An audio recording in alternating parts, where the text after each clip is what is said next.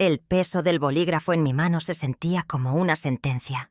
Estaba sentada a la mesa de mi comedor, la misma mesa donde Andrés, mi hijo, había aprendido a leer, donde habíamos celebrado cada uno de sus cumpleaños con pasteles caseros y velas que parecían faros de esperanza. El aire olía a la madera vieja de los muebles y al perfume de las rosas que trepaban por la ventana, un aroma que siempre había sido sinónimo de hogar, de paz. Pero esa tarde todo se sentía distinto, cargado de una tensión que no lograba comprender del todo. Andrés me sonreía, pero su sonrisa no llegaba a sus ojos. «Es solo una formalidad, mamá», me dijo con una voz suave, casi melosa, una voz que no le oía desde que era un niño, y quería un dulce. «Es para facilitarte las cosas en el futuro, para que no tengas que lidiar con burocracias». Claudia, su esposa, estaba de pie detrás de él, con una mano en su hombro, completando una imagen de familia perfecta y preocupada.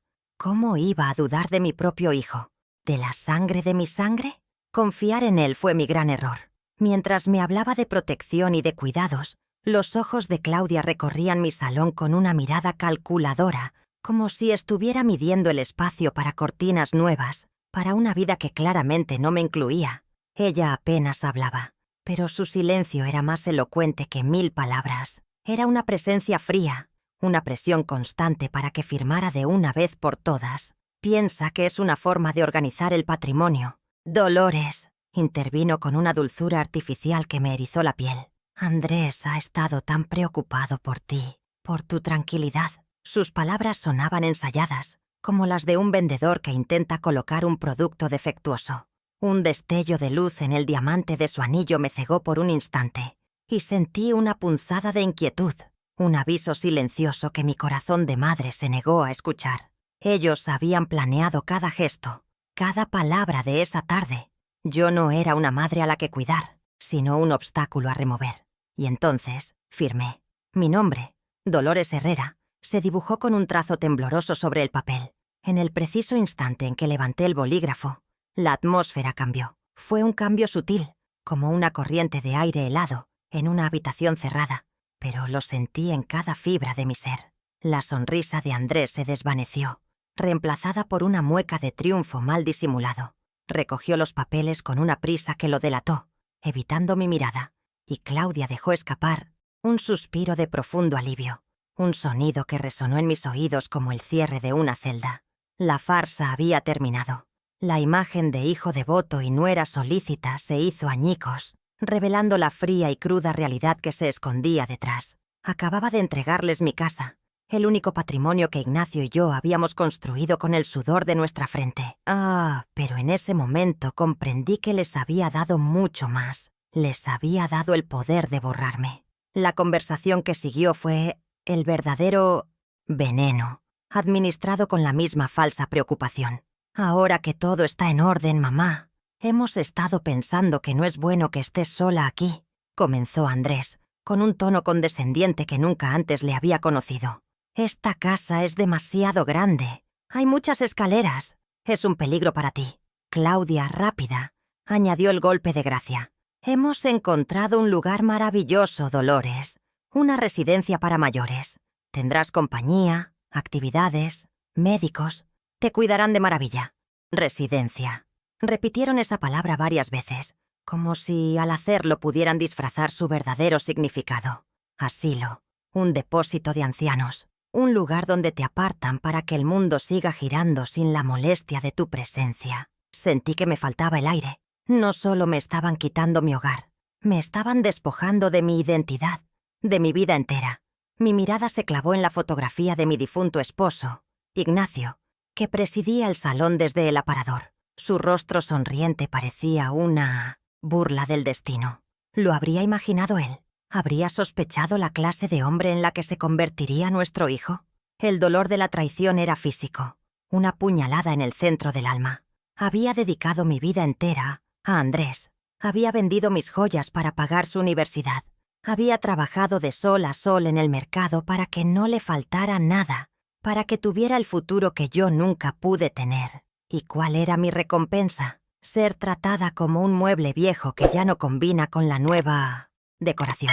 Pero Esta es mi casa, logré susurrar con un hilo de voz. La respuesta de Andrés fue un suspiro de impaciencia. No seas egoísta, mamá. Es por tu propio bien. Esa frase, por tu propio bien, es la más cruel de todas, porque te niega el derecho a sentir, a decidir, a existir. En mi mente se dibujaba la imagen de esa residencia que ellos pintaban como un paraíso, paredes blancas e impersonales, olor a desinfectante y una soledad infinita entre desconocidos. Hablaban de seguridad y cuidados, pero yo solo podía pensar en un abandono elegante, una forma civilizada de deshacerse de mí. La humillación era como una marea que subía y me ahogaba. Sentirme una carga, un estorbo para mi único hijo. El calor del sol que entraba por la ventana ahora se sentía gélido. Mis rosas, que esa mañana lucían espléndidas, parecían haberse marchitado de repente. Todo lo que constituía mi mundo, todo lo que me daba seguridad y alegría, se había teñido con el veneno de su ingratitud. Ellos ya no me veían a mí, a su madre. Solo veían un activo inmobiliario, una oportunidad de negocio que yo estaba obstaculizando. Mientras ellos seguían hablando, perfilando los detalles de mi destierro con una frialdad que helaba la sangre, algo empezó a moverse dentro de mí. Debajo de las gruesas capas de dolor y de incredulidad, una pequeña llama comenzó a arder. Era la rabia, sí, pero también era algo más. Era la fuerza de una leona a la que le han intentado arrebatar su dignidad. Ellos me veían como una anciana frágil, una mujer consumida por los años y la viudez, fácil de engañar y de doblegar. Habían olvidado con quién estaban tratando. Habían olvidado las madrugadas en el mercado, el peso de las cajas de fruta, la lucha diaria contra la pobreza. Habían subestimado la fortaleza que se esconde en las manos agrietadas de una madre que ha luchado toda su vida. Ellos creían haber ganado la partida, pero yo sabía que esto no había terminado, porque ellos no lo sabían todo. No conocían a su padre tan bien como creían. Ignacio era un hombre de campo, de pocas palabras, pero de una inteligencia aguda y una desconfianza natural hacia la codicia. Él había visto en Andrés esa ambición desmedida que yo, cegada por el amor maternal, siempre había justificado como un simple deseo de progresar. Mi esposo era un hombre previsor, un protector silencioso, y mientras la voz de mi hijo y su mujer se convertía en un zumbido lejano, un recuerdo vino a mi mente con una claridad meridiana. Una visita que hicimos hace muchos años a un viejo amigo de Ignacio, un abogado de apellido Villalobos. Recuerdo a Ignacio diciéndome: «Quiero asegurarme de que nunca te falte nada, Dolores, pase lo que pase». En su momento pensé que se refería a su modesta pensión, pero ahora, en medio de la desolación, esa memoria se convirtió en una semilla de esperanza. Tal vez, solo tal vez, mi esposo había dejado una última carta por jugar. Mi nombre es Dolores Herrera y tengo 72 años de vida, marcados en la piel y en el alma. Durante la última década, he sido la viuda de Ignacio Herrera, un hombre cuya ausencia es una presencia constante, un eco en cada rincón de la que hasta ayer fue mi casa. Sobrevivo con la modesta pensión que él me dejó, una cantidad que para mí siempre fue un tesoro, porque mis anhelos son sencillos: un techo seguro, un plato de comida caliente y el perfume de mis rosales al despertar. Ese era todo mi reino, un pequeño y pacífico mundo, tejido con los hilos de la memoria y la rutina. Seguramente mi hijo Andrés me ve como eso, como una reliquia, una figura de porcelana antigua que ya no encaja en su moderna existencia. Y quizás tenga razón. Pertenezco a un tiempo donde la palabra era un contrato sagrado y la familia un refugio inexpugnable. Nunca pude concebir que el mismo hijo que crié sería quien me expulsara de ese refugio. Mi vida es un tapiz de costumbres sencillas, un ritual diario que me mantiene anclada a la realidad. Me levanto con el sol, no por obligación, sino porque los pájaros que anidan en mi jardín me reclaman. Las primeras horas del día son para mis rosas. Cada una tiene un nombre, una historia. A la más roja y orgullosa la llamo Ignacio. A esa de color rosa pálido, tan delicada pero a la vez tan resistente, la llamo Sofía, como mi vecina. Cuidarlas es mi forma de meditar, de poner orden en un mundo que se ha vuelto extrañamente ajeno. Después, la cocina se convierte en mi santuario. Cocino sin prisa, reviviendo las recetas de mi madre, buscando en los sabores el consuelo de la infancia. Sigo preparando los guisos favoritos de Andrés, a pesar de que hace meses que no viene a compartirlos conmigo. Es una costumbre tonta, lo sé. La absurda esperanza de una madre que cree que el aroma del hogar puede sanar un corazón y traer de vuelta a un hijo perdido. Quienes me conocen dicen que soy una mujer generosa, quizás demasiado para los tiempos que corren. Es algo que heredé de mi madre, quien siempre me enseñó que lo poco que se tiene vale el doble cuando se comparte. He vivido siguiendo esa máxima, entregando mi tiempo, mis escasos ahorros y toda mi energía, sobre todo a Andrés. Sin embargo, esa misma generosidad se ha convertido en mi mayor debilidad. Mi confianza ciega en mi hijo, mi incapacidad para ver la malicia en sus actos, fue la grieta por la que se filtró esta amarga traición. Le di todo, no solo lo material, sino mi fe incondicional, mi amor sin reservas. Y él lo tomó, lo retorció y lo usó como un arma para despojarme. El dolor de esa revelación es una herida sorda que no cicatriza, un peso constante en el pecho que me recuerda a cada instante mi propia ingenuidad. Desde que Ignacio se fue hace 10 años, mi mayor fantasma ha sido la soledad.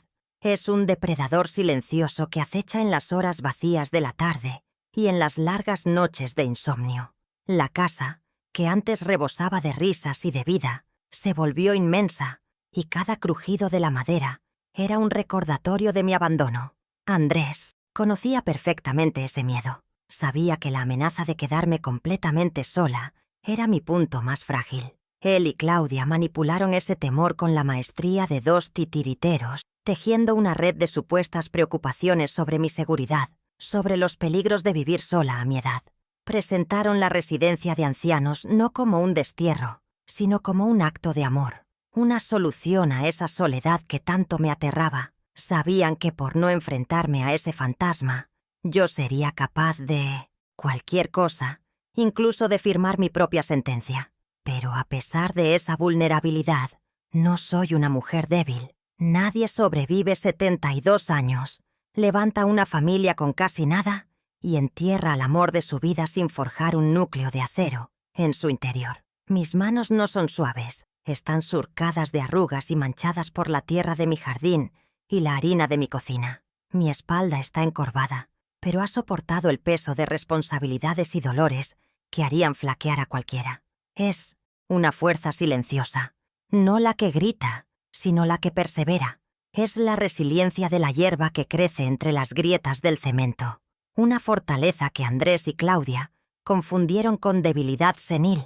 Vieron a la anciana de paso lento y mirada cansada, pero no fueron capaces de ver el fuego que, aunque adormecido por el dolor, todavía arde en mis entrañas. Y ese fue su más grave error de cálculo.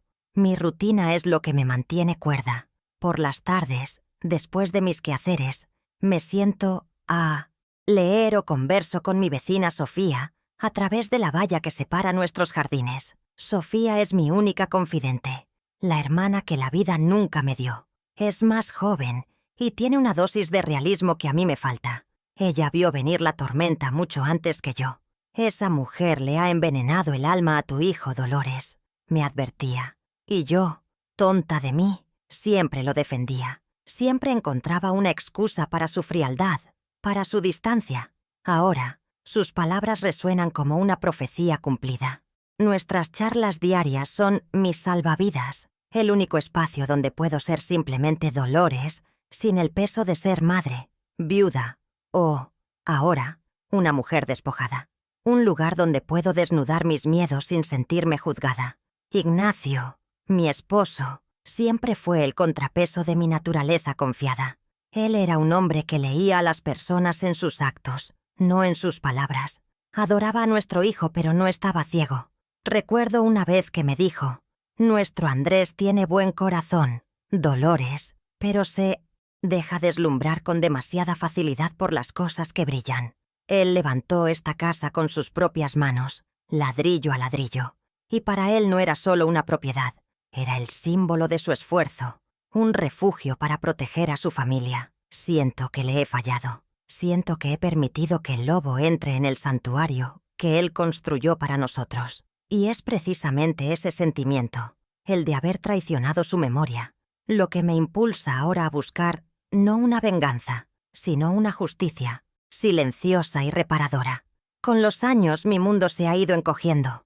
La mayoría de mis amigas de toda la vida ya no están, o se han ido a vivir con sus hijos a otras ciudades. Mi única familia es Andrés, y mis 2 nietos, Leo y Martina, a quienes apenas veo. Son adolescentes, absorbidos por sus pantallas y sus mundos virtuales. Claudia se ha encargado de mantenerlos alejados con la excusa de sus estudios y actividades. A veces me pregunto si ellos saben lo que sus padres han hecho, si les importaría.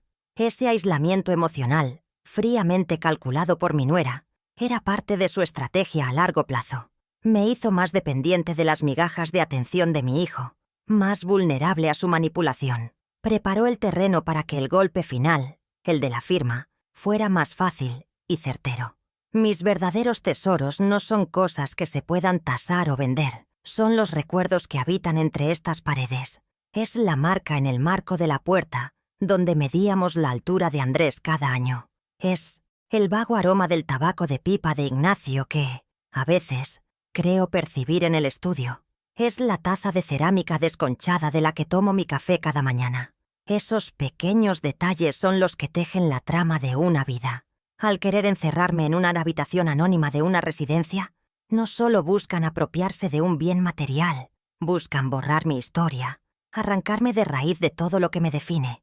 Pero mis recuerdos son míos y son una fortaleza a la que ellos jamás podrán acceder. Son mi arma secreta.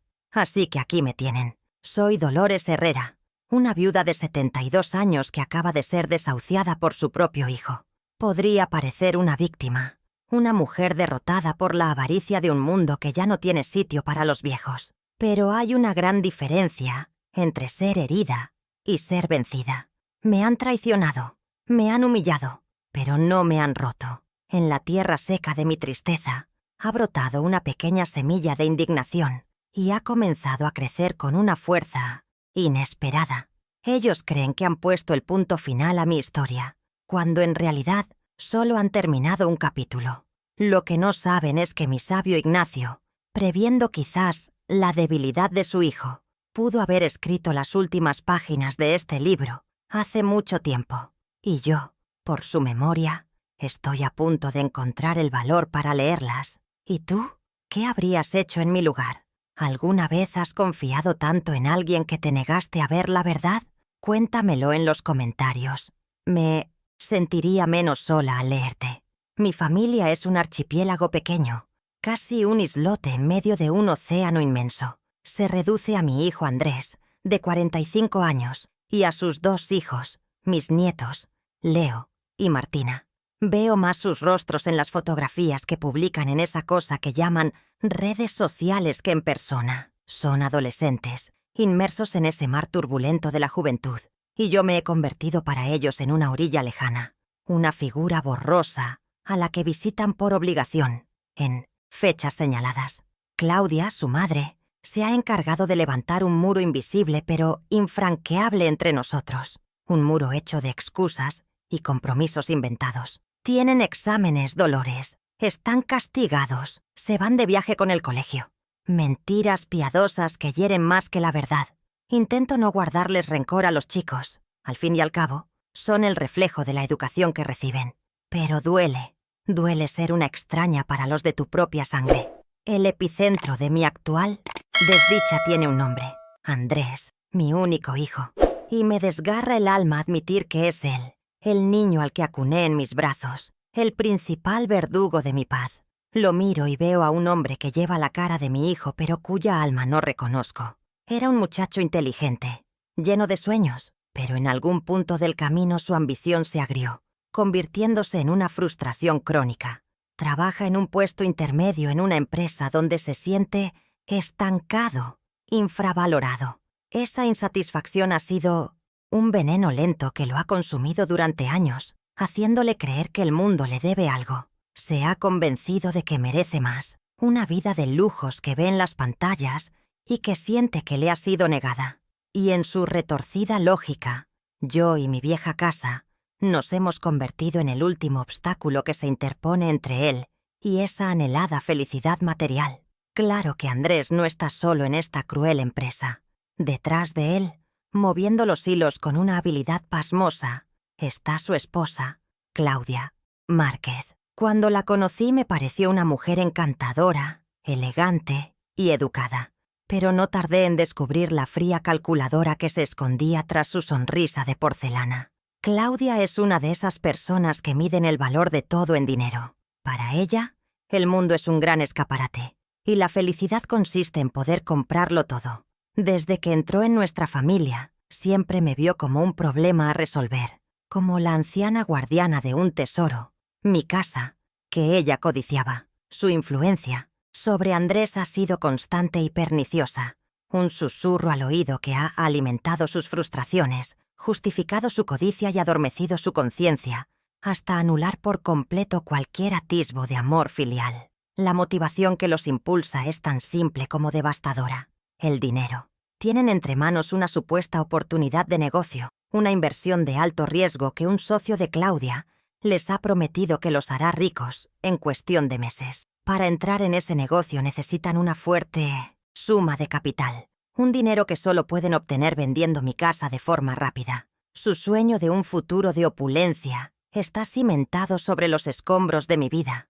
Hablan de ello con una excitación febril, como dos jugadores adictos que están a punto de apostarlo todo a una sola carta. Están tan obsesionados con esa quimera de riqueza que no les importa destruir el pasado, mi historia, mis recuerdos. Están dispuestos a quemar el hogar que los cobijó para calentarse con las cenizas de una fortuna incierta y, sin duda, maldita.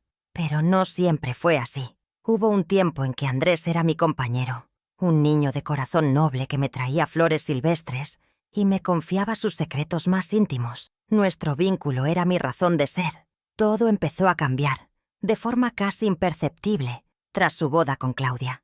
Las visitas semanales se espaciaron, las largas conversaciones se convirtieron en llamadas apresuradas. Luego empezaron las sutiles peticiones de dinero, un préstamo para la entrada del coche, una ayuda para saldar una deuda de la tarjeta de crédito, un empujón para una pequeña inversión. Yo siempre cedía, creyendo ciegamente que estaba ayudando a mi hijo a forjar un futuro mejor. Ahora me doy cuenta de que solo estaba alimentando al monstruo de su avaricia y la de su mujer. Dejé de ser su madre para convertirme en un recurso, una fuente de financiación a la que acudir en caso de necesidad.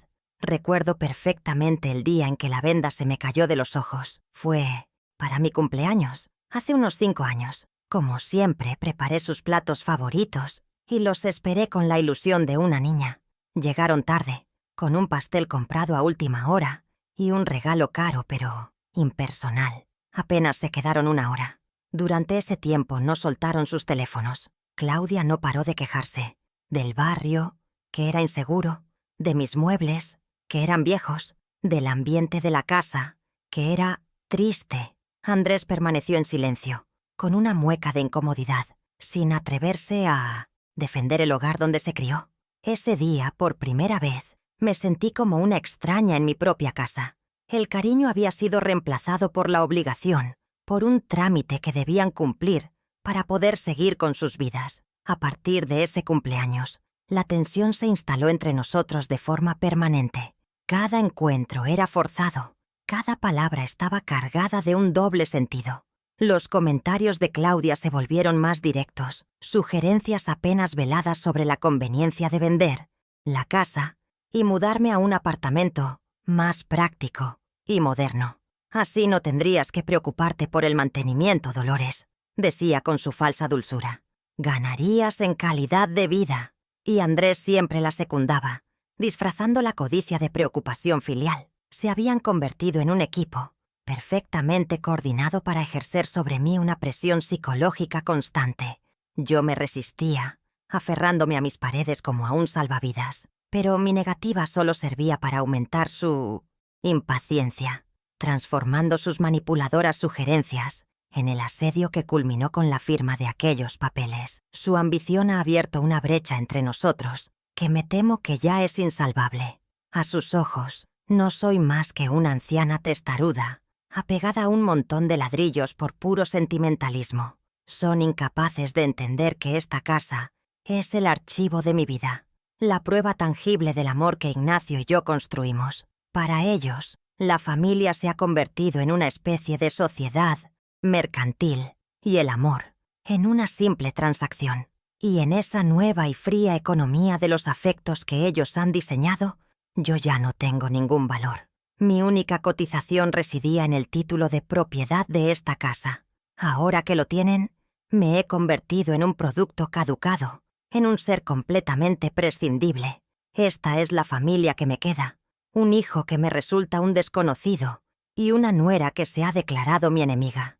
Mis manos son el mapa de mi vida, un atlas de arrugas y venas hinchadas que relata una historia de trabajo incesante. No son las manos de Claudia, suaves y adornadas con anillos caros. Son las manos de una mujer que durante más de 40 años se levantó antes de que el sol despuntara, cuando la ciudad todavía dormía. Manos que han picado toneladas de verdura, que han cocido legumbres en ollas gigantescas y que han despachado fruta con una agilidad que solo dan los años. Tenía un pequeño puesto en el mercado del barrio, nuestra tiendita, el modesto imperio sobre el que construí todos mis sueños. Y todos mis sueños tenían un solo nombre: Andrés. Cada moneda que ganaba era un ladrillo para su futuro, un futuro que yo imaginaba lejos del frío del mercado y del sudor de la necesidad, un futuro que él ahora usa para pagarme con el exilio.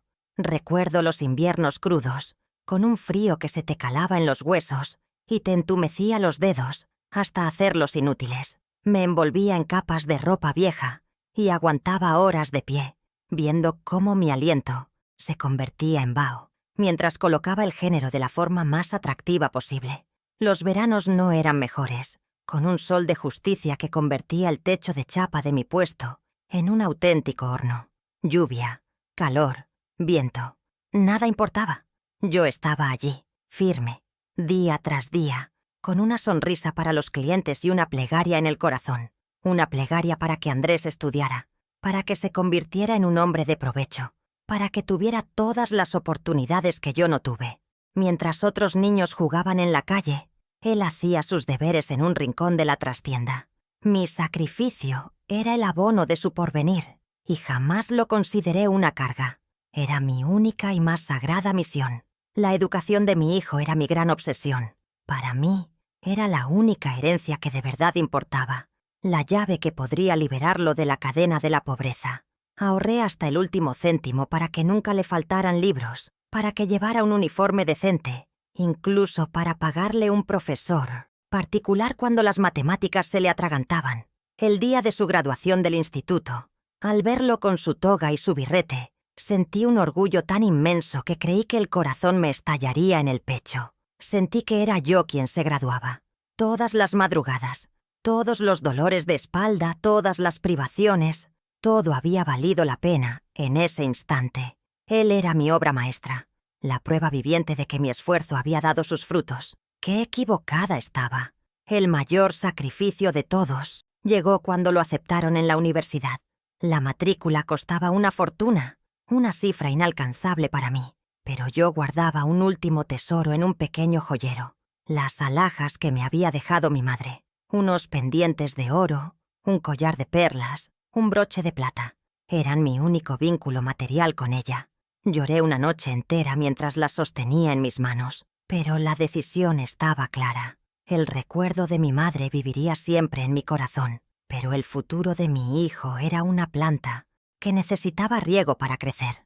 Vendí hasta la última pieza sin dudarlo. Cuando le di el dinero a Andrés, me abrazó con fuerza y me prometió que estaría orgulloso de él, que algún día me devolvería con creces todo lo que yo estaba haciendo. Todavía estoy esperando. Mi vida fue una larga cadena de renuncias. Mientras las mujeres de mi edad se compraban un vestido nuevo o se permitían una escapada a la playa, todo mi dinero tenía un único destino: los estudios de Andrés. Mis vestidos estaban remendados Mis zapatos aguantaban hasta que la suela se deshacía. Un dulce en el café era mi mayor lujo, pero nunca me sentí pobre. Al contrario, me sentía la mujer más rica del mundo cada vez que lo veía con un libro nuevo, o cuando me hablaba de sus clases con palabras que yo apenas entendía. Su éxito era mi riqueza.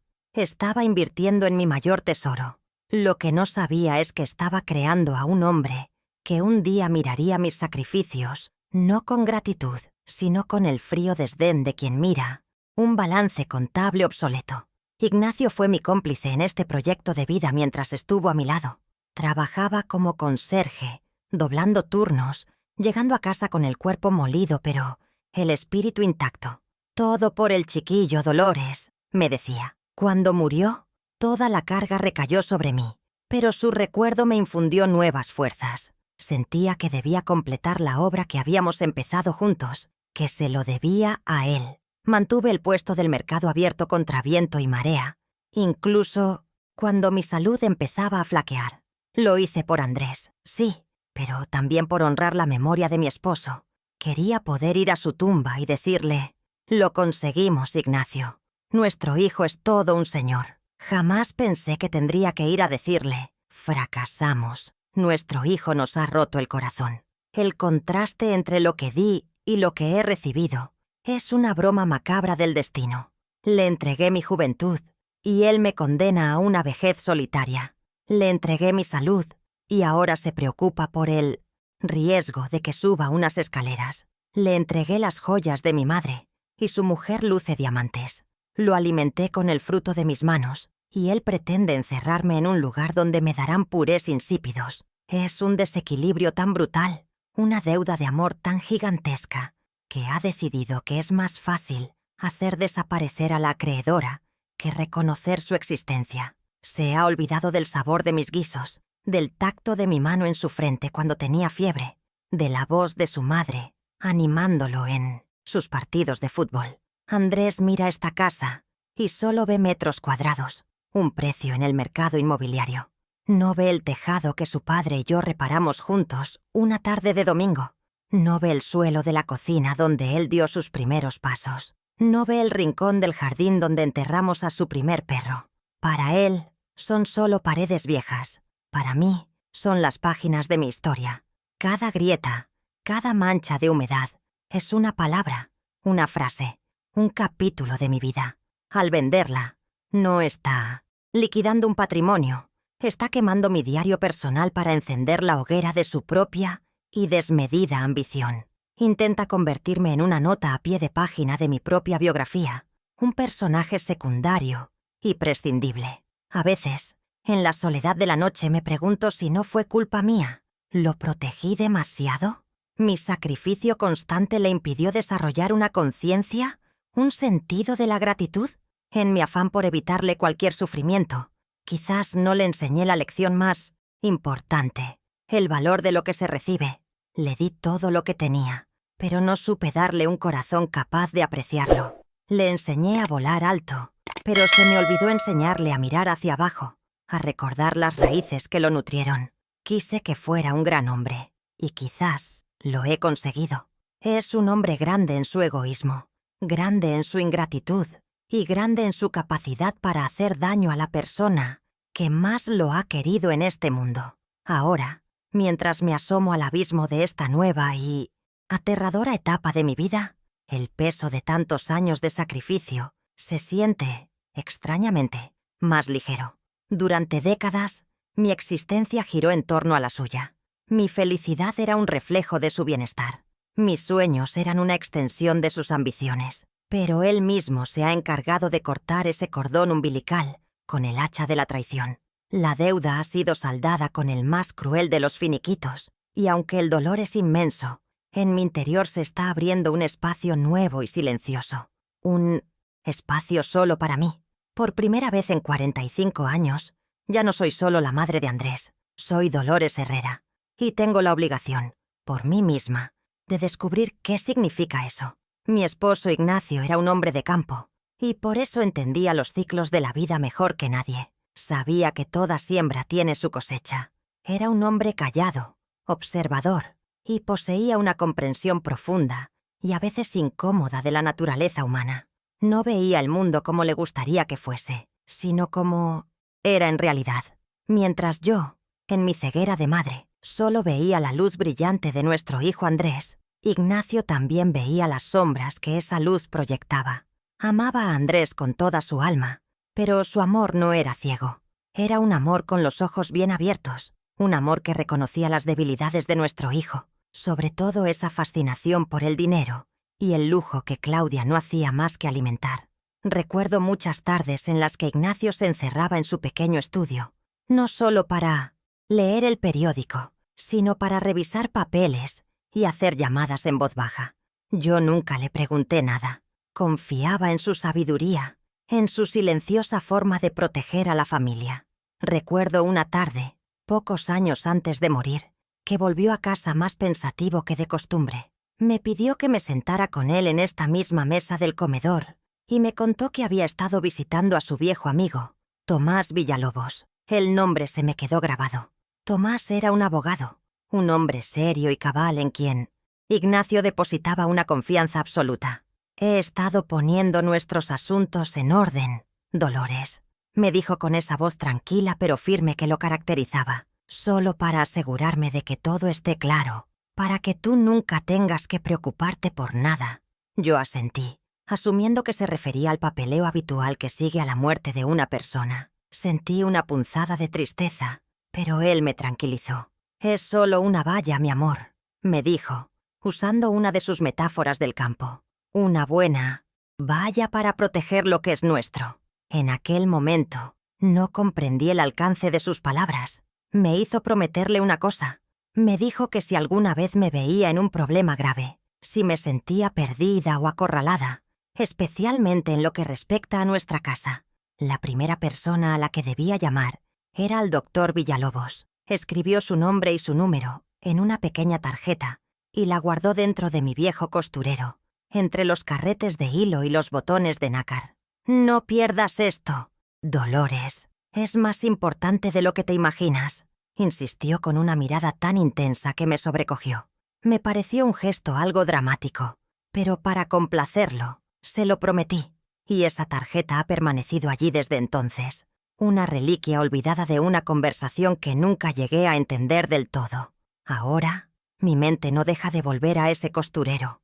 ¿Y si la valla de Ignacio no estaba pensada para protegerme de extraños, sino de nuestro propio hijo? Ignacio también sentía un cariño especial por una pequeña obra de caridad del barrio, un comedor social que daba cobijo y un plato caliente a la gente sin hogar. Solíamos colaborar con ellos de forma modesta.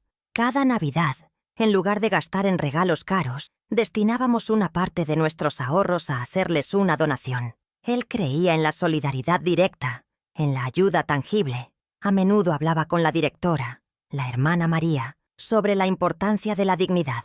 Un techo y un plato de comida no son caridad, son justicia, le gustaba decir. Ese lugar era importante para él. Ahora que me enfrento a la posibilidad de perder mi propio techo, las palabras de mi esposo sobre la justicia y la dignidad resuenan en mi cabeza con una claridad dolorosa y urgente. Mi hijo no sabe nada de esto. Para Andrés, su padre no era más que un hombre simple y trabajador. Una buena persona, sí, pero sin mayor trascendencia. Nunca fue capaz de ver la profundidad del carácter de Ignacio, su silenciosa inteligencia, su inquebrantable sentido del honor. Andrés cree que el único legado de su padre es su modesta pensión de viudedad. No tiene ni idea de la existencia del doctor Villalobos, ni de las previsiones que mi esposo pudo haber dejado atadas, y bien atadas. En su arrogante planificación, él y Claudia han contemplado todos los ángulos de su propia trama, pero han cometido el error de subestimar la sagacidad del hombre, al que ambos consideraban un simple obrero. Creen que han ganado la partida, sin saber que quizás Ignacio dejó una trampa silenciosa, pacientemente esperando durante años a que la codicia diera el paso en falso. Así que, mientras permanezco aquí sentada, en esta casa que legalmente ya no me pertenece, rodeada por los fantasmas de un pasado feliz y la cruda realidad de un futuro desolador, una pequeña brasa de esperanza comienza a encenderse en mi interior. No es un plan. Todavía no. Es solo una pregunta. Un susurro que me atormenta. ¿Qué contenían exactamente aquellos papeles que Ignacio revisaba con tanto celo? ¿Qué clase de valla construyó con la ayuda de su abogado? Desconozco las respuestas, y una parte de mí tiene miedo de descubrirlas, por si todo se reduce a una falsa ilusión. Pero esa pequeña tarjeta olvidada en mi costurero se siente como una llave. Una llave que quizás no me devuelva la vida que me han robado, pero que tal vez pueda abrir la puerta a la justicia. Un camino para honrar la memoria de un hombre que siempre, siempre intentó protegerme. La amabilidad duró lo que tardó en secarse la tinta de mi firma. El hijo preocupado y la nuera solícita se desvanecieron como fantasmas al amanecer, dejando en su lugar a dos extraños impacientes y crueles. Al día siguiente regresaron. No traían flores ni palabras de consuelo, sino una carpeta llena de folletos satinados. «Hemos estado investigando, mamá», anunció Andrés, esparciéndolos sobre la mesa. Las páginas mostraban a ancianos sonrientes, jugando a las cartas o pintando acuarelas en jardines perfectos, paraíso, años dorados, Villa Serena. Nombres empalagosamente optimistas. «Este tiene piscina climatizada. Dolores», señaló Claudia con el entusiasmo de un agente de viajes. «Vas a pensar que estás de vacaciones permanentes». Hablaban a gritos, ignorando las lágrimas que me anegaban los ojos. No me estaban dando opciones. Me estaban notificando el desahucio envuelto en papel de regalo. A partir de ahí, comenzó la guerra psicológica. Empezaron a tratarme como si ya hubiera perdido el juicio. Claudia cambiaba las cosas de sitio en la cocina, y cuando yo no las encontraba, suspiraba con falsa compasión. «Ay, Dolores, qué despistada estás. ¿Seguro que no quieres que te ayudemos a administrar tus pastillas?» Andrés me llamaba para recordarme citas médicas inventadas. Hablaban de mí, delante de mí, como si yo fuera un objeto. «Hay que tener paciencia con ella», le decía Andrés a Claudia por teléfono, asegurándose de que yo lo oyera. «Esta transición es muy dura para...». Las personas en su estado estaban intentando demoler mi autoestima, hacerme dudar de mi propia cordura para que yo misma acabara creyendo su versión, que era una anciana senil que necesitaba ser tutelada por su propio bien. Pocos días después, apareció en mi puerta un hombre con un traje caro y una sonrisa falsa. Era un agente inmobiliario. Andrés y Claudia lo habían traído para tasar la casa.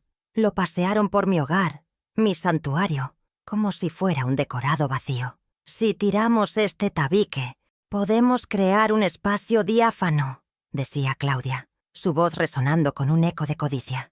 El hombre asentía, tomando notas. «Y el jardín tiene mucho potencial para una piscina». Hablaban de destripar el alma de mi casa, de borrar cada huella de mi vida con Ignacio.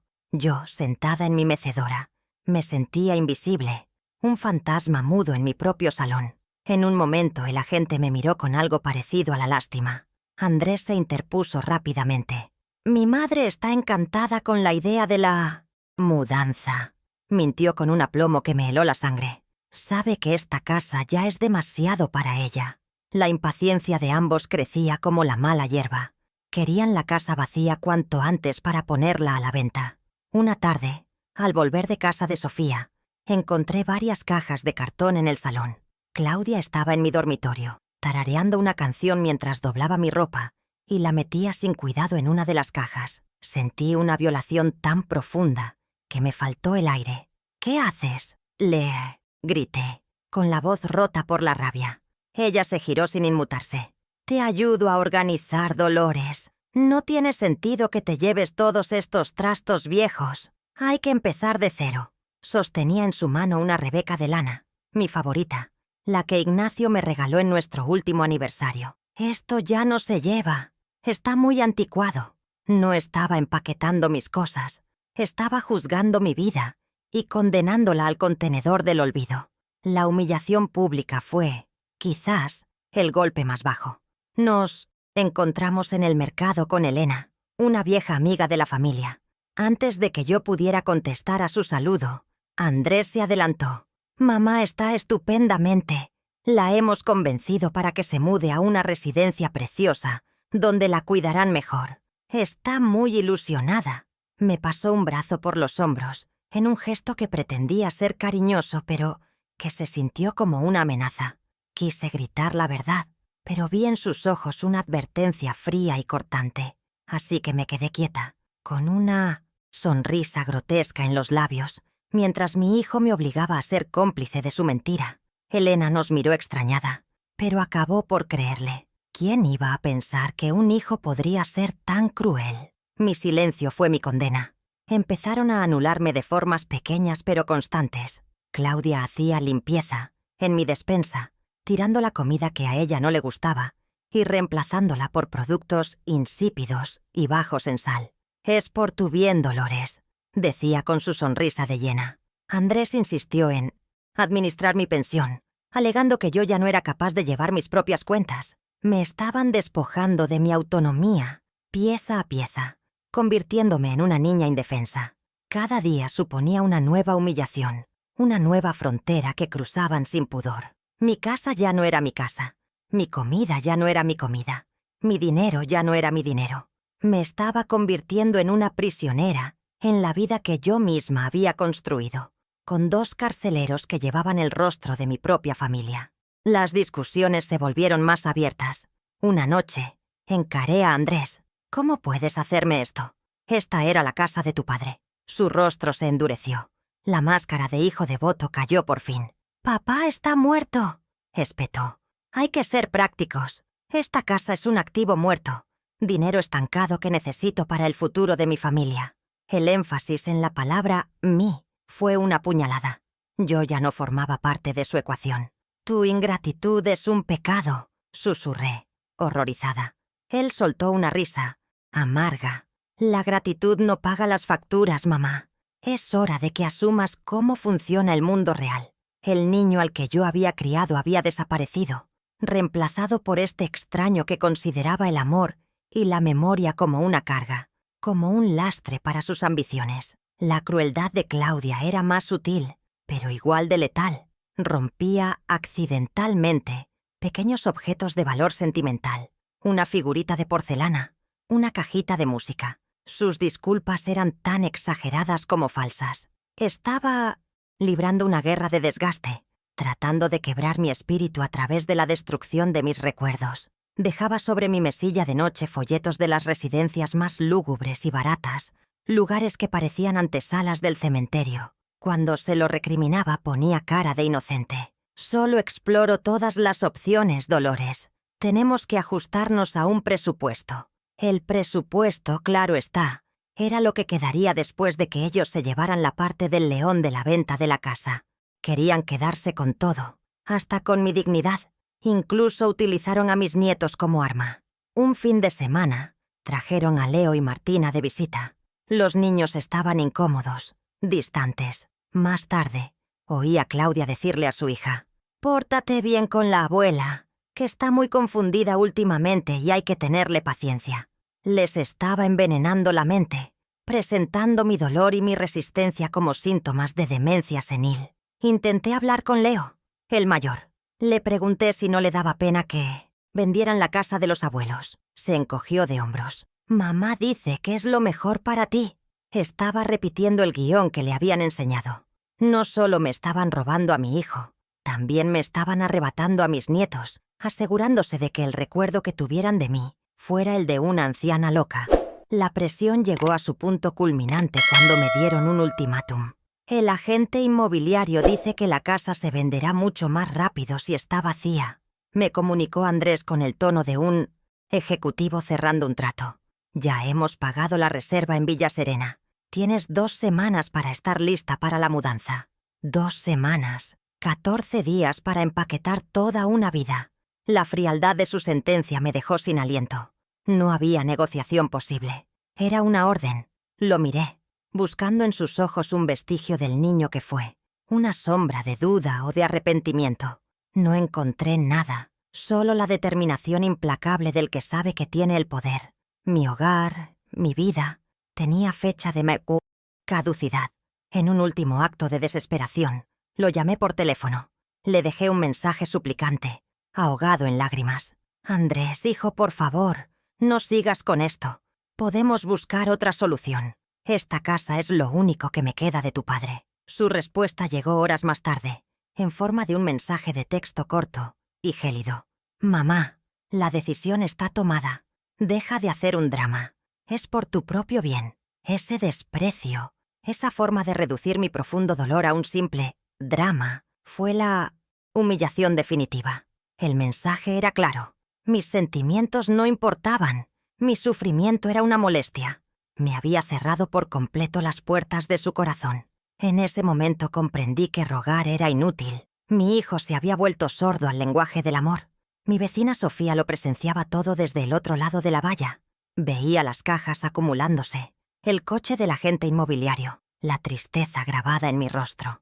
No puedes permitirlo, Dolores, me decía, con la voz encendida de indignación. Esto es una canallada.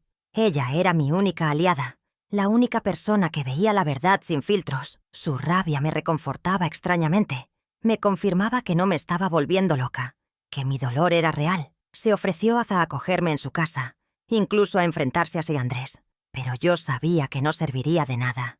Esta era una batalla que debía librar yo sola. Su apoyo, sin embargo, fue el puntal que me sostuvo en pie mientras caminaba sobre las brasas de su maltrato. La última humillación ocurrió una semana antes de la fecha límite. Mis verdugos organizaron una reunión en mi salón con sus futuros socios, aquellos por los que me estaban sacrificando. Me ordenaron que me quedara en mi habitación para no molestar. Sentada en el borde de mi cama, oía sus risas y sus brindis al otro lado de la puerta. Estaban celebrando su prometedor futuro en el mismo espacio donde estaban aniquilando mi pasado. Oí a Claudia describir con voz triunfante los planes que tenían para el dinero de la venta. Y en ese instante sentí como una calma fría se apoderaba de mí. El dolor no había desaparecido, pero se estaba transformando, cristalizando en algo duro, afilado, en una decisión irrevocable. Estaban tan cegados por su propia codicia, tan seguros de mi debilidad, que se habían vuelto descuidados. Me habían subestimado por completo. Donde ellos veían a una anciana llorosa y vencida, empezaba a resurgir una superviviente. Mientras escuchaba sus risas, la imagen de la pequeña tarjeta en mi costurero volvió a mi mente con una claridad cegadora. El nombre, Tomás Villalobos, la promesa que le hice a Ignacio, la valla. Había pasado semanas encajando sus golpes, esperando un milagro, pero ya lo entendía. No se puede razonar con un huracán, solo puedes buscar refugio. O, si tienes suerte, descubrir que alguien, hace mucho tiempo, te construyó un refugio secreto. Había llegado el momento de averiguar si la puerta de ese refugio todavía se abría. El punto de inflexión no fue una explosión, sino un silencio. Sucedió mientras estaba sentada en mi cama, escuchando el tintineo de los vasos y las risas de triunfo que llegaban desde mi propio salón. Era el sonido de mi vida siendo subastada, y mi hijo era el subastador. En ese instante, algo dentro de mí se rompió. No fue un estallido ruidoso, sino una fractura limpia, silenciosa. Las lágrimas, que habían sido mis fieles compañeras durante semanas, simplemente se secaron. La tormenta de dolor y desesperación amainó, dejando en su lugar una calma extraña, casi antinatural. Era la calma que precede a la batalla, cuando ya no queda nada por lo que llorar, solo queda luchar. Comprendí que mi hijo era una causa perdida, un soldado caído en el bando enemigo, y que seguir suplicando por su amor era tan inútil como pedirle al fuego que no queme. Ya no era una madre implorando por el corazón de su hijo. Era una mujer a la que habían empujado al límite, a la que solo le quedaba una posesión, su dignidad, y no iba a permitir que le arrebataran también eso. Me levanté y me miré en el espejo. El rostro que me devolvió la mirada era el de una anciana cansada y con el corazón roto. Pero por primera vez en mucho tiempo, miré más allá de las arrugas y la tristeza. Vi a la niña que sobrevivió al hambre de la posguerra, a la joven que construyó una familia de la nada, a la esposa que se mantuvo fuerte junto a su marido. Vi a la madre que luchó como una leona por su cachorro. Esa luchadora seguía ahí, sepultada bajo capas de dolor. Y en ese momento de claridad glacial, decidí desenterrarla. La batalla ya no era por el amor de Andrés, sino por el honor de Dolores. Mis movimientos se volvieron metódicos, imbuidos de un propósito nuevo. Caminé hacia mi viejo costurero, ese que reposa sobre la cómoda, lleno de botones desparejados e hilos de colores. Mis manos no temblaban cuando levanté la tapa. El olor familiar a madera y a tela vieja me envolvió. Y allí, bajo un ovillo de hilo rojo, estaba la pequeña tarjeta amarillenta que Ignacio me había entregado tantos años atrás. Doctor Tomás Villalobos, abogado. La tinta estaba desvaída, pero el nombre se leía con claridad. Sostener esa tarjeta en mi mano fue como empuñar un arma. Era la prueba tangible de la clarividencia de mi esposo, el testamento de un amor que había trascendido la muerte para protegerme. Ese pequeño trozo de cartón era la llave que Ignacio me había dejado, y por fin estaba lista para usarla. Llevé la tarjeta a la cocina y descolgué el viejo teléfono de disco. El corazón me latía con fuerza, no de miedo, sino de una extraña mezcla de adrenalina y determinación. Mientras marcaba los números, cada clic del disco sonaba como el redoble de un tambor, anunciando el comienzo de la guerra. Una voz educada respondió: «Bufete Villalobos, buenos días». Mi propia voz, cuando hablé, me sorprendió por su firmeza. «Buenos días. Quisiera concertar una cita con el doctor Tomás Villalobos. Mi nombre es Dolores Herrera. Soy la viuda de un antiguo cliente y amigo suyo, Ignacio Herrera». No hubo temblor, ni un atisbo de la desesperación que sentía por dentro. Ya no era la mujer que había llorado en el contestador de su hijo. Era una cliente buscando asesoría legal. Era una viuda dispuesta a hacer cumplir la última voluntad de su marido. Cuando Andrés y Claudia vinieron a verme esa noche, interpreté mi papel a la perfección. Era la anciana derrotada que ellos esperaban encontrar. Me senté en mi mecedora, con la mirada perdida y los ojos enrojecidos. Respondí a sus preguntas con monosílabos. Cuando me dijeron que ya habían empezado a empaquetar los libros del estudio, me limité a asentir. Les dejé creer que habían ganado, que mi espíritu estaba quebrado. Su alivio fue casi palpable. Intercambiaron una mirada de triunfo, convencidos de que el último obstáculo había sido finalmente eliminado. Esa era mi nueva estrategia: usar su arrogancia como un arma a mi favor. Mi sumisión era ahora un disfraz, mi silencio, un plan de ataque. Mientras ellos celebraban su victoria, yo, en silencio, estaba cavando la trinchera desde la que iba a presentar batalla. Esa noche apenas dormí, pero no fue el insomnio angustioso de las semanas anteriores. Fue una vigilia lúcida, estratégica. Repasé en mi mente cada injusticia, cada palabra cruel, cada acto de humillación. Ya no me ahogaba en la emoción del recuerdo. Ahora recopilaba pruebas, construía mi caso, analizaba la situación con la fría precisión de un general ante un mapa. Pontvarfest. Guerra. Había estado luchando en el campo de batalla equivocado, intentando ganar una guerra de afectos contra un enemigo que carecía de ellos. Ahora, la contienda se libraría en otro terreno, el de la ley y la justicia. Un terreno donde mi sabio Ignacio ya había dispuesto las defensas mucho tiempo atrás. El tablero de juego había cambiado, y yo estaba a punto de mover mi primera ficha.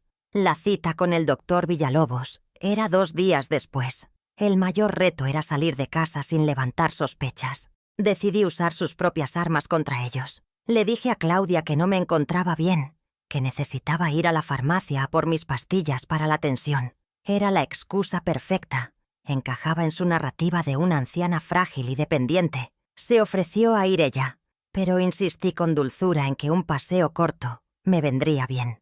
«No te preocupes, no tardo nada», le dije, esbozando una sonrisa débil. La facilidad con la que aceptó mi pretexto fue casi un insulto, pero también la confirmación de lo poco que me veían ya.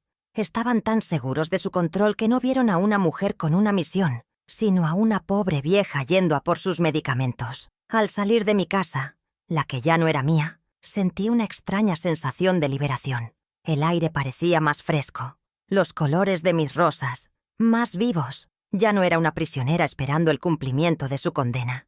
Era una mensajera, en camino para entregar un mensaje escrito muchos años atrás.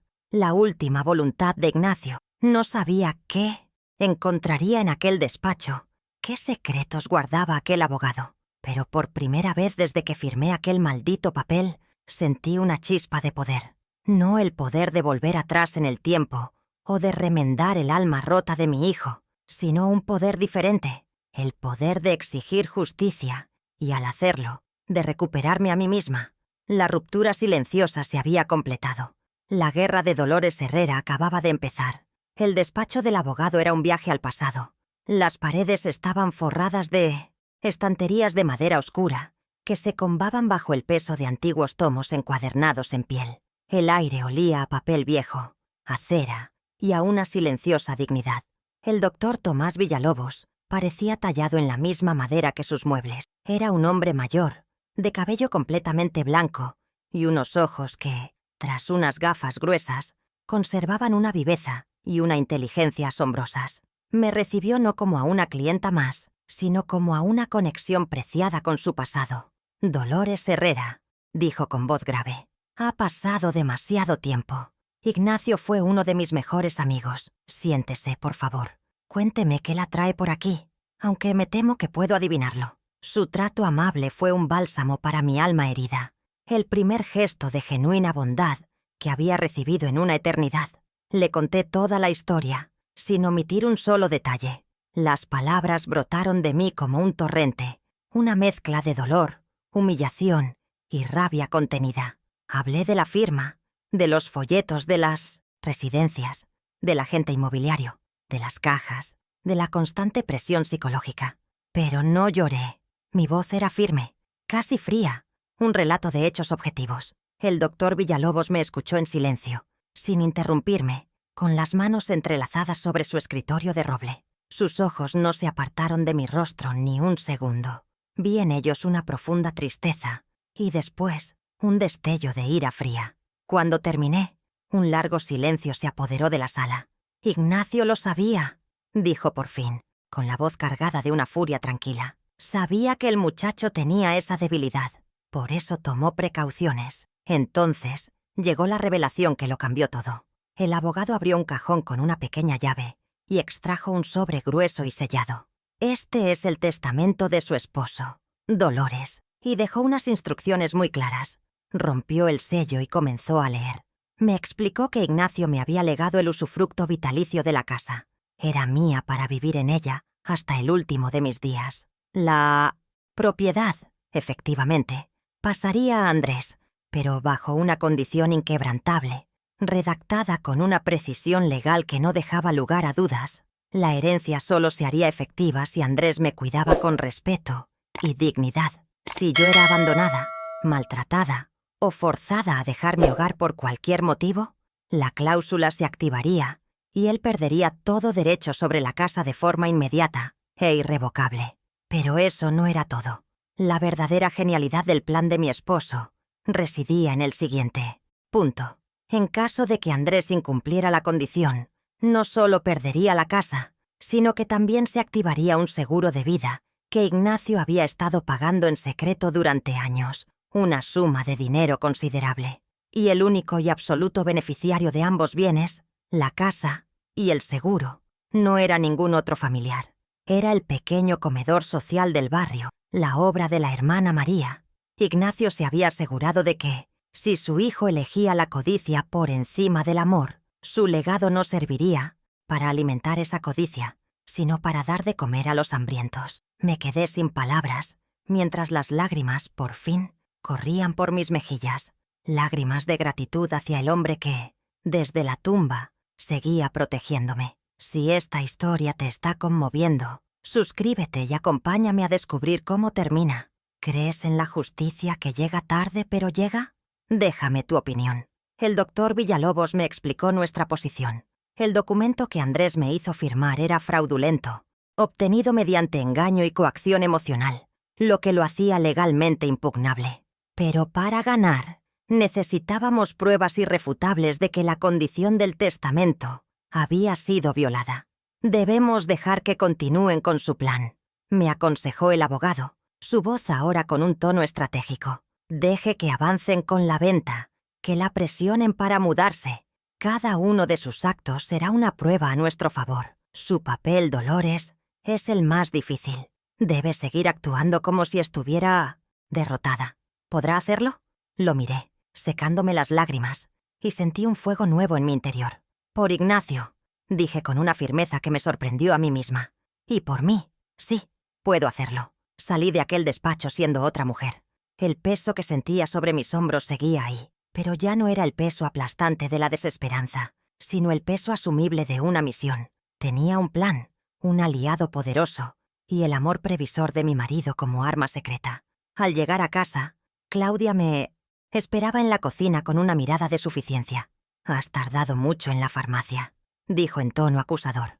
«Espero que no te hayas perdido». Le dediqué una sonrisa débil y asentí. «Había mucha gente». Mentí, caminando lentamente hacia mi cuarto. Una vez a solas, me permití una pequeña y secreta sonrisa, que pensara que estaba senil. Cuanto menos se preocuparan por mí, mejor podría preparar mi defensa. Mi primera jugada en esta partida de ajedrez llegó una semana después. Andrés y Claudia estaban frenéticos. Habían encontrado un comprador que pagaba al contado y querían cerrar la venta cuanto antes. Solo necesitaban mi firma en un último documento para acelerar los trámites. Me lo pusieron delante en la misma mesa donde me habían traicionado. «Es una formalidad para agilizar las cosas, mamá», dijo Andrés, repitiendo el mismo guión. Pero esta vez yo estaba preparada. Tomé el papel y fingí leerlo, haciendo temblar mis manos para darle más realismo a mi actuación. «Claro que sí, hijo», dije en un susurro. «Pero estaba revisando unos papeles viejos de tu padre y encontré esto». Saqué del bolsillo una vieja factura del agua, de hacía años. La factura mostraba una pequeña deuda que, por algún motivo, nunca se saldó. Era un hallazgo real, que el doctor Villalobos me había aconsejado usar. «Parece que quedó este pequeño importe sin pagar cuando murió tu padre», dije, con expresión de completa confusión. «No sé si será importante, pero Ignacio siempre decía que no había que dejar deudas pendientes. Quizás debería verlo vuestro abogado, solo para asegurarnos de que todo está en regla antes de vender». Le entregué el papel a Andrés, con la más perfecta de mis miradas de anciana inocente y despistada. La cantidad era insignificante, pero legalmente representaba una carga sobre la propiedad que debía ser resuelta antes de cualquier transacción. Acababa de lanzarles un pequeño y afilado guijarro a los engranajes de su maquinaria perfecta. El efecto fue tan inmediato como satisfactorio. La cara de Andrés pasó de la incredulidad a la furia en cuestión de segundos. Claudia le arrebató el papel de las manos. «Esto es ridículo. Es una miseria», exclamó. «Lo está haciendo a propósito». Andrés le lanzó una mirada de advertencia y se volvió hacia mí, forzando una sonrisa. «No te preocupes, mamá. No es nada. Nosotros nos encargamos». Pero yo vi el pánico en sus ojos. Una carga sobre la propiedad, por pequeña que fuera, significaba papeleo, burocracia y, lo más importante, retrasos. Su venta rápida y fácil se acababa de complicar. Estaban furiosos, pero no podían acusarme abiertamente sin dejar al descubierto su propia y fea impaciencia. Los había frenado en seco con una simple factura olvidada. Su frustración fue mi pequeña y dulce victoria. Durante los días siguientes, la atmósfera en la casa se volvió irrespirable por su rabia contenida.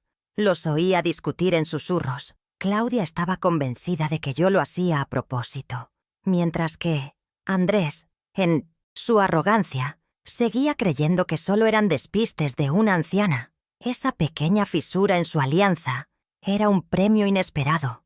Cada vez que veía sus rostros crispados por el estrés, cada vez que los oía suspirar de exasperación, sentía cómo una parte de mi corazón herido se fortalecía. El juego había comenzado de verdad, y yo acababa de anotar el primer tanto. El tablero estaba dispuesto, y por primera vez sentía que no estaba destinada a perder. Esta pequeña victoria me dio un impulso de energía que no sentía desde hacía años. Ya no era una víctima pasiva, sino una estratega activa. Mi papel de madre frágil y confundida se volvió más fácil de interpretar, porque sabía que era un disfraz, un camuflaje con un propósito. El doctor Villalobos me llamó para felicitarme. «Perfecto, Dolores. Nos ha comprado un tiempo precioso y los ha puesto nerviosos», me dijo. Cuando la gente se pone nerviosa, comete errores. Siga así. Con cada gesto de impaciencia, están construyendo nuestro caso.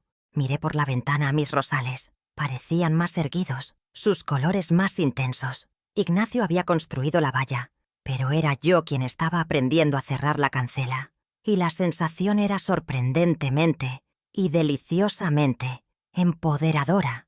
La noche de la fiesta, yo observaba desde la ventana de mi cuarto. Veía llegar los coches de lujo y a la gente vestida con sus mejores galas, desfilando por el sendero de piedra que Ignacio y yo habíamos construido con nuestras propias manos. Las risas y el tintineo de las copas subían hasta mi habitación, como los sones de una marcha fúnebre. Estaban celebrando sobre la tumba de mis recuerdos. Andrés y Claudia me habían ordenado que no saliera, que no los avergonzara. Durante horas permanecí sentada en mi mecedora, aferrada a una fotografía de Ignacio, acumulando la fuerza que necesitaría. Cuando llegó el momento me puse mi mejor vestido, uno sencillo de color azul marino, y me miré al espejo. La mujer que me devolvió la mirada ya no era una víctima, era un instrumento de la justicia, la silenciosa ejecutora de un amor que se negaba a morir. Tal como habíamos acordado, el doctor Villalobos llegó a las 9 en punto. No venía solo. Lo acompañaba un hombre alto, de rostro severo, que se presentó como un oficial de justicia. Su presencia confería a nuestra entrada una solemnidad innegable. Bajar mi propia escalera fue como descender a una arena de gladiadores. Cuando entramos en el salón, las conversaciones se apagaron y todas las miradas se volvieron hacia nosotros. Vi a Andrés, con una copa en la mano, paralizado por la incredulidad y la furia. Vi a Claudia, que cortejaba a un grupo de inversores, cómo su sonrisa se borraba de golpe.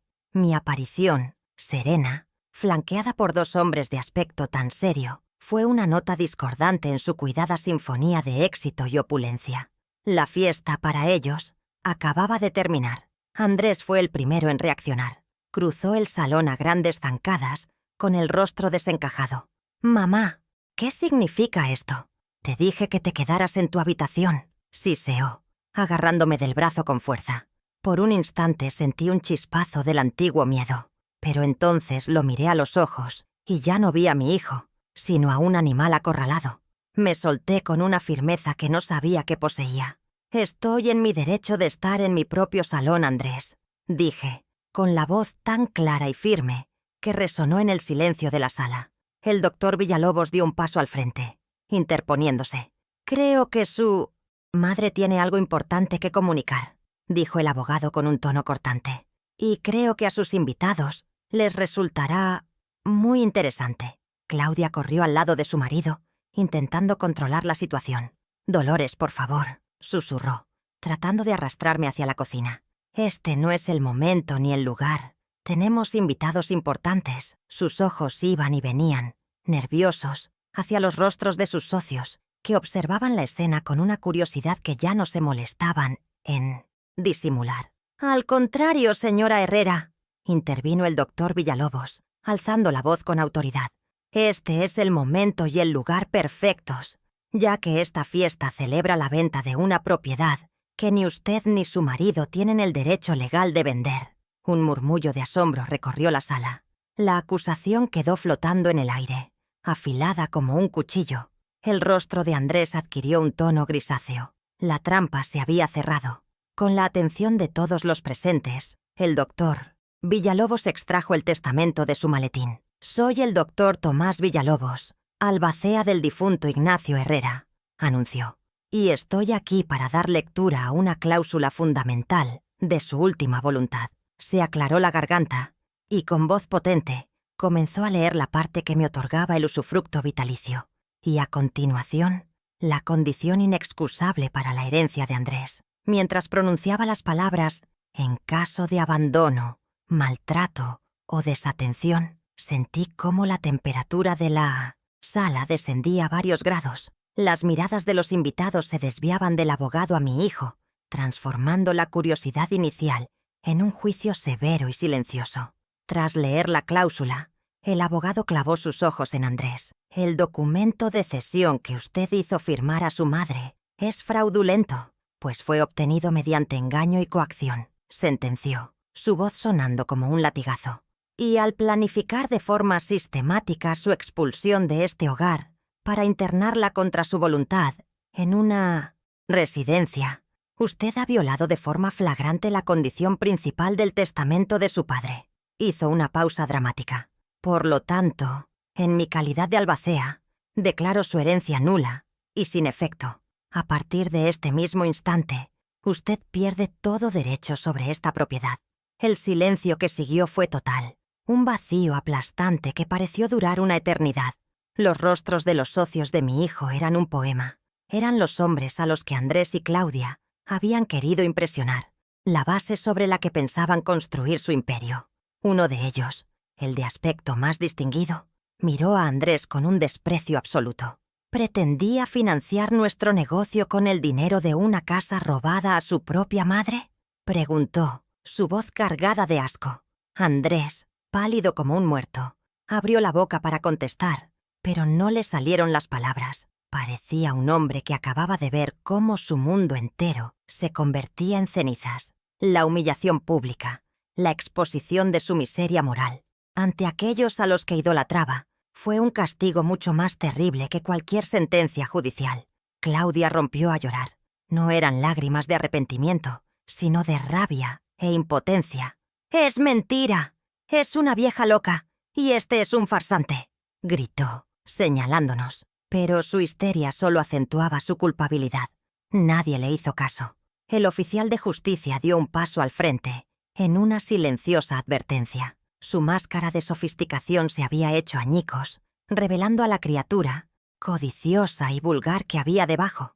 Los invitados, sus supuestos nuevos amigos, empezaron a apartarse de ellos, como si tuvieran una enfermedad contagiosa, cuchicheando entre sí. Su muerte social fue instantánea y brutal. Entonces, el doctor Villalobos asestó el golpe de gracia y, siguiendo las instrucciones explícitas de don Ignacio Herrera, continuó: «Esta casa, junto con el importe íntegro de un sustancioso seguro de vida, pasará a ser propiedad de su único beneficiario, la Fundación Benéfica Hogar de la Esperanza». Al nombrar el pequeño comedor social que tanto habíamos amado, una nueva ola de estupor sacudió a los presentes. No solo lo habían perdido todo, sino que una fortuna que ni siquiera sabían que existía iría a parar a los más necesitados. Era la justicia poética definitiva, el testamento moral del hombre al que habían subestimado. El fantasma de Ignacio estaba en esa sala, dictando su última y justa sentencia. Miré a mi hijo, realmente lo miré, por última vez. No sentía alegría por su derrota, solo una profunda y agotada tristeza. Era un hombre roto, pero se había roto él mismo. Su ambición había sido una bestia insaciable, y finalmente lo había devorado. Los invitados empezaron a marcharse en silencio, incómodos, huyendo de la escena del desastre. La fiesta había terminado. El negocio se había hundido. El sueño dorado se había convertido en una pesadilla sórdida. Y yo seguía allí, de pie, no sobre las ruinas de mi vida, sino sobre el territorio, reconquistado de mi dignidad. No había buscado venganza. Había exigido justicia. Y en aquel salón devastado, bajo la mirada serena de la fotografía de Ignacio, la justicia, por fin, había sido servida. Las consecuencias de aquella noche cayeron sobre ellos como una avalancha. Los socios, sintiéndose estafados y asqueados por la bajeza moral de Andrés, se retiraron del negocio al instante. La historia de su humillación pública corrió como la pólvora por sus círculos sociales y profesionales, convirtiéndolo en un paria. El castillo de naipes de su inversión, que dependía íntegramente del dinero de mi casa, se derrumbó antes de poner el primer ladrillo. Fue despedido de su trabajo pocas semanas después. Su jefe, que había sido uno de los invitados a la fiesta, no podía permitirse tener en su empresa a un hombre de tan dudosa calaña. En un abrir y cerrar de ojos, Andrés perdió todo aquello por lo que había sacrificado a su propia madre: el dinero, el estatus y el respeto. Había vendido su alma al diablo, y el diablo había venido a cobrar la deuda. Claudia, cuya lealtad siempre había cotizado en bolsa, no se quedó para presenciar la ruina final. Tan pronto como fue evidente que el dinero se había esfumado y su reputación estaba por los suelos, lo abandonó. No hubo una despedida dramática, solo una huida silenciosa y eficaz. Empaquetó sus vestidos caros y sus joyas y se fue a casa de su hermana, dejando a Andrés solo en su apartamento alquilado, ahogado en las deudas que habían contraído anticipando su golpe de suerte. Fue su cómplice en la codicia, pero no estaba dispuesta a ser su compañera en el fracaso. Él había cambiado el amor incondicional de su madre por el afecto transaccional de su esposa, y al final se quedó sin ninguno de los dos. La soledad que había planeado para mí se convirtió en su propia y merecida condena. Yo, por mi parte, no recuperé la casa. Ese nunca fue el objetivo de mi lucha. Tal y como Ignacio había dispuesto, la propiedad fue entregada al Hogar de la Esperanza. Asistí a una pequeña y emotiva ceremonia junto al doctor Villalobos y la hermana María. Ver la gratitud en el rostro de aquella mujer al recibir las llaves de un lugar que le permitiría dar cobijo a tantas personas necesitadas fue el cierre más sanador que podría haber imaginado. La casa de mis recuerdos se transformaría en una casa de esperanza para otros. Mi historia personal daba paso a un futuro de compasión. Era el homenaje más hermoso al legado de mi esposo. Mi hogar ya no eran unas paredes, sino el símbolo de la justicia y el amor que ahora representaba. El doctor Villalalós, que se había convertido para mí en un amigo fiel, aún me guardaba una última sorpresa de parte de Ignacio. Mi previsor marido me había dejado un fondo personal, unos ahorros de los que nadie, ni siquiera Andrés, sabía nada. No era una fortuna, pero era más que suficiente para permitirme vivir mis últimos años con comodidad y, sobre todo, con independencia. Ignacio quería que tuvieras tu propio refugio, Dolores, me explicó Tomás. Sabía que habías pasado toda tu vida cuidando de los demás. Esto era solo para ti. Ese último regalo de mi esposo fue su acto de amor definitivo, una reafirmación silenciosa de mi valor, no como madre o esposa, sino simplemente como Dolores, un tesoro para mi nueva vida. Con la ayuda de Tomás y de mi inseparable Sofía, encontré un pequeño apartamento, coqueto y luminoso, en una zona tranquila de la ciudad. Tiene una terraza soleada que ya se ha convertido en el nuevo hogar de mis rosales. No es la casa en la que viví durante 50 años, pero es mi santuario de paz, un espacio sin fantasmas de traición, un lugar donde por fin puedo respirar. Mis días han encontrado un nuevo y sereno compás. Cuido de mis plantas, leo, y un par de veces por semana voy como voluntaria al Hogar de la Esperanza para ayudar a la hermana María en la cocina. Me he rodeado de un afecto genuino y desinteresado. He encontrado una nueva familia, una que no está forjada por la sangre, sino por los lazos invisibles de la bondad. Ya no soy solo la viuda de Ignacio o la madre de Andrés. He renacido como Dolores, a secas. Este viaje, que comenzó en la más profunda de las humillaciones, me ha llevado a un lugar inesperado de fortaleza y autoconocimiento. He aprendido que la verdadera seguridad no reside en la escritura de una casa, sino en ser dueña de una misma. He comprendido que mi valor no lo define mi utilidad para los demás, sino mi propia integridad. La cicatriz de la traición de mi hijo siempre estará en mi corazón, pero ya no es una herida abierta que gobierna mi vida. Es el recuerdo de una batalla que libré y gané, no contra él, sino a favor de mí misma. Andrés ha intentado contactarme un par de veces. Me dejó un mensaje confuso, lleno de autocompasión, culpando a Claudia, a su jefe, al mundo entero. No había ni una palabra de arrepentimiento, solo el lamento de un mal perdedor. No le respondí. Como bien me aconsejó Tomás, la puerta del perdón siempre debe estar entornada, pero es quien busca ser perdonado el que debe tener la humildad de atravesarla. Andrés aún no está listo, quizás no lo esté nunca. Mi decisión fue marcar una distancia definitiva, una frontera sanitaria para proteger mi paz. El amor por el niño que fue vive en mi memoria, pero el hombre en el que se ha convertido ya no tiene cabida en mi presente. Así, mi historia no termina con una gran reconciliación familiar, sino con una paz silenciosa y solitaria. La balanza de la justicia, que parecía tan desequilibrada, ha encontrado su centro. Andrés se enfrenta a las consecuencias de sus actos viviendo entre las ruinas que él mismo construyó. Claudia busca ya un nuevo patrimonio al que adherirse. Y yo, Dolores Herrera, vivo el último capítulo de mi vida según mis propias reglas. Tengo menos bienes materiales que antes, pero soy infinitamente más rica en espíritu. Tengo mis rosas, mis amigos, mi independencia y lo más importante de todo, me tengo a mí misma. Y esa, he descubierto, es la única herencia que de verdad importa. Con el tiempo, he llegado a comprender que la verdadera herencia no es algo que se pueda tasar o escriturar. No son las casas, ni las joyas, ni las cuentas en el banco. La verdadera herencia es el amor que damos, el respeto que enseñamos y la dignidad con la que vivimos. Creí que mi mayor legado para Andrés era el techo que su padre construyó, pero me equivocaba. Mi verdadero legado es esta historia, la prueba de que la integridad es una fortaleza mucho más sólida que el ladrillo. La codicia es un fuego que lo consume todo, y al final siempre acaba devorando al incendiario. Mi hijo quemó nuestro pasado para calentarse en una hoguera de ambición, y ahora vive tiritando entre las cenizas de lo que perdió. He aprendido también que la palabra familia es mucho más grande y profunda que los lazos de la sangre.